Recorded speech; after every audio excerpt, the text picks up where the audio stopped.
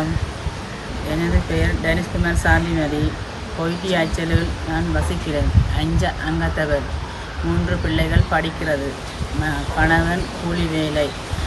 சைவ மன்றம் சிட்டி முருகன் அவர்களுக்கு எனது வீட்டை மாற்றி அமைத்து தந்ததற்கு மனமார்ந்த நன்றிகளையும், வன்னி கோப் அவர்களுக்கும் எனது மனமார்ந்த நன்றிகளை தெரிவித்துக் கொள்கிறேன்.